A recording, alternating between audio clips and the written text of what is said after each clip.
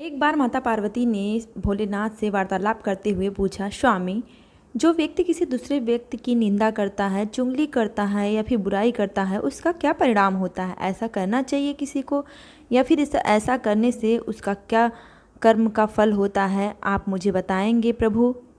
भगवान शंकर ने कहा, पार्वती, जो व्यक्ति किसी भी व्यक्ति की निंदा करता है, चुगली करता है, बुराई करता है, उसका देखो कितना बड़ा परिणाम होता है और उससे क्या क्या उसको हानियाँ पहुंचती हैं और उसके कर्म जो हैं, अच्छे कर्म भी दुष्कर्म में बदल जाते हैं और उसके पूजा पाठ और किसी भी धार्मिक स्थलों पे जाने आने का कोई भी महत्व नहीं रह जाता है। जो भी व्यक्ति, चाहे वह पुरुष हो चाहे वो महिला हो, अगर किसी की बुराई कर रही है, किसी की निंदा कर रही है उसके पीठ पीछे, तो उसका सबसे पहला परिणाम ये होता है कि वो कितना भी जो अपना पूजा पाठ का कर्म करता है, जो भी पुण्य कमाता है, वो चुगली बुराई निंदा करके लोगों की सारा का सारा पुण्य जो है उसका पानी में मिल जाता है, वो किसी तरीके से फलित नहीं रहता है। पहला तो ये होता है इसका परिणाम। दूसरा परिणाम है पार्वती, जो लोग दूसरे की निंदा करते हैं, बुराई करते हैं, चुगली करते हैं, वो नरक में जाते हैं, उन्हें स्वर्ग में स्थान नहीं मिलता है, उन्हें नरक की प्राप्ति होती है।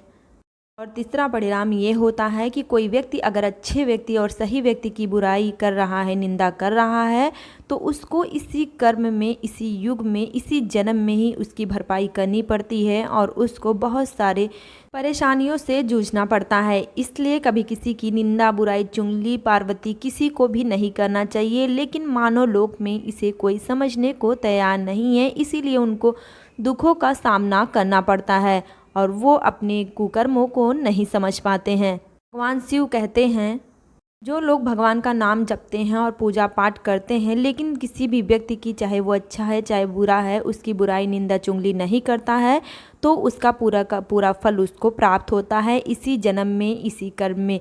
इसलिए जितना हो सके किसी की चुगली, बुराई, निंदा नहीं करनी चाहिए। लेकिन फिर भी कोई मनुष्य अगर ऐसी चुगली, बुराई, निंदा किसी का करता है, तो उसका कितना भी पूजा पाठ, धर्म का पुण्य जो है वो पूरा का पूरा समाप्त हो जाता है।